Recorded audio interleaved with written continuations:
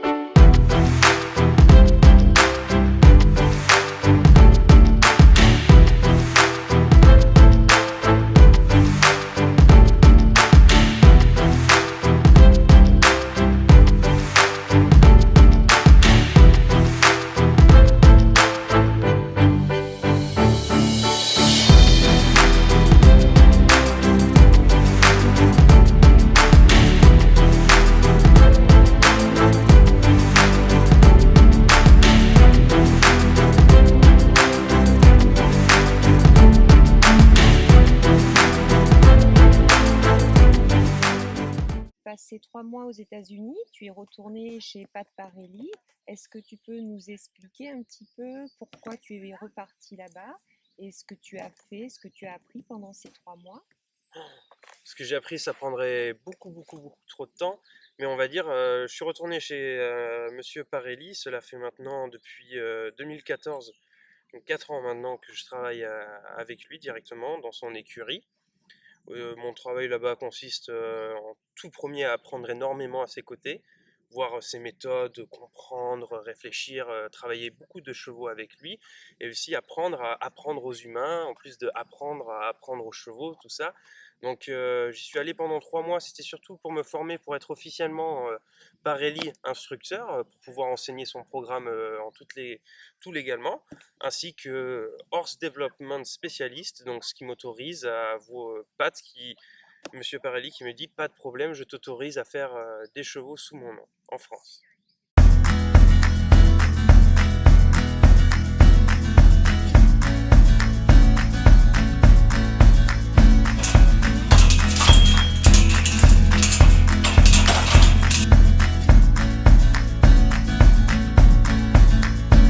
Donc voici Far West, un cheval qu'on a récupéré d'un élevage du côté de Tours qui n'a pas encore connu l'humain le premier jour.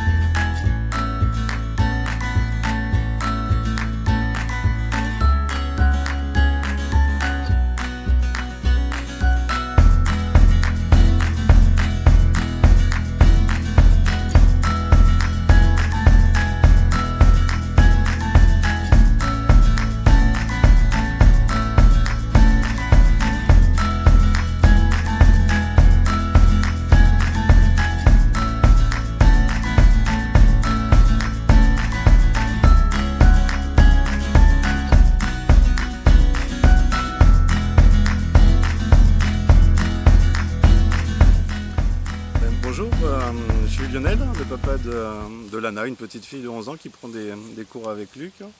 On a rencontré Luc par hasard en allant au salon du cheval. Alors moi je suis pas du tout dans le milieu des chevaux, je monte pas, je fais pas d'équitation. Et en revanche je passe mes week-ends dans les centres équestres parce que ma fille est passionnée par les chevaux. Donc on est allé au salon du cheval et puis il y avait différentes démonstrations et à un moment Luc est intervenu et il a fait une démonstration d'1 heure et demie que j'ai trouvé très impressionnante même en n'étant pas dans le milieu des chevaux. On a vu Luc travailler avec un cheval qui était apeuré par à peu près tout, même les applaudissements du public. Il a demandé à la jeune fille qui était propriétaire de faire des exercices avec ce cheval, sachant qu'elle n'a réussi aucun des exercices demandés. Et après 1 heure et demie de travail, on a vu des progrès énormes. Luc a vraiment présenté sa méthode, et qui est une méthode originale, même pour des gens qui sont pas passionnés ou qui ne sont pas dans ce milieu-là. En fait, en un mot, Luc raisonne comme un cheval et explique comment les chevaux raisonnent et obtiennent des résultats.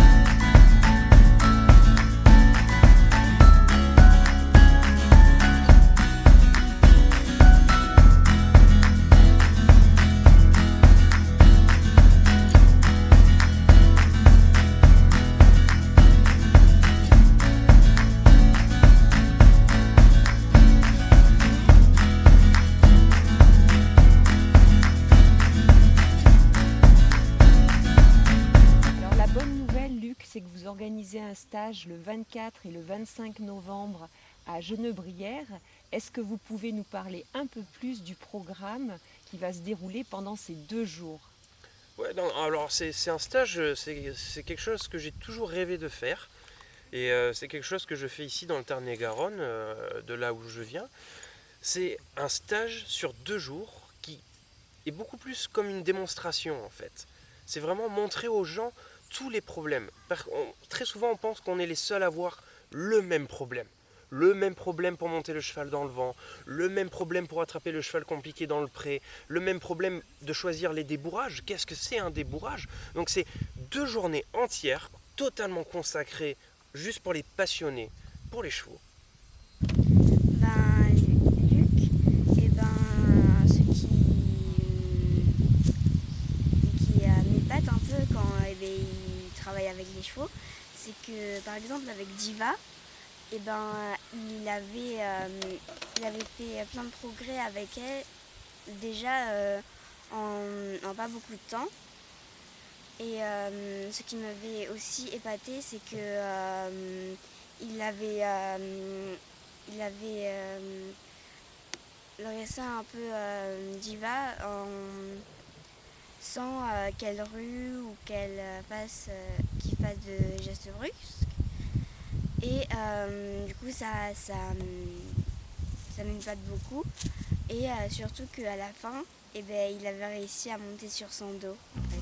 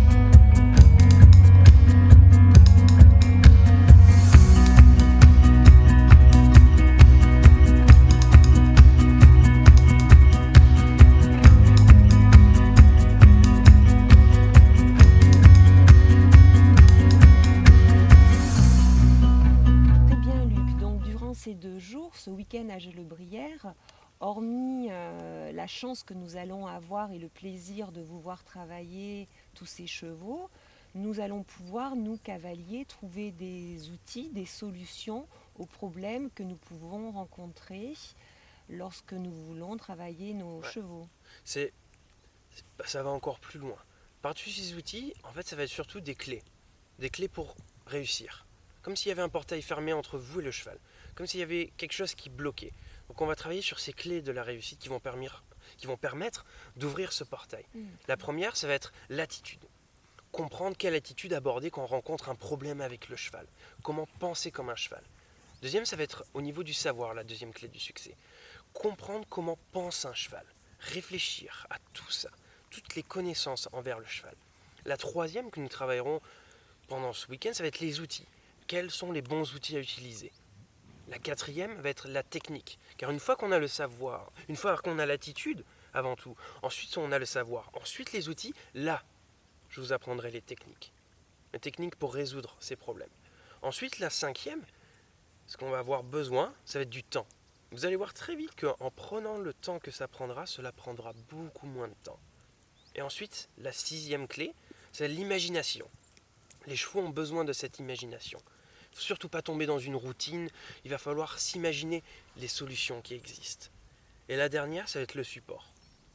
C'est pour ça que je veux faire ce stage pendant ces 2 jours, afin de pouvoir aider à ouvrir ces 7 clés qui vont ouvrir le portail, ce portail à problème qui est entre vous et votre cheval. Très bien, c'est vraiment très passionnant, très intéressant ce que vous nous racontez et on se rend compte qu'on a beaucoup de chance de vous avoir de retour des États-Unis et si près de nous pour une telle démonstration. Cette démonstration ces 2 jours s'adressent aux cavaliers et aux passionnés de chevaux tout court, ne serait-ce que pour voir ce qu'on est capable de faire avec son cheval. C'est très souvent, on me demande souvent: Ah, monsieur Parisis, j'aimerais bien travailler avec vous, mais je n'ai pas de problème avec mon cheval. Il faut savoir que ce n'est pas réservé aux problèmes. C'est une philosophie. C'est une philosophie de pensée. Et très souvent, ce qui est très important de savoir, c'est que dans n'importe quel cheval sauvage, il y a un cheval doux et tendre. Et que dans n'importe quel cheval doux et tendre, il y a un cheval sauvage.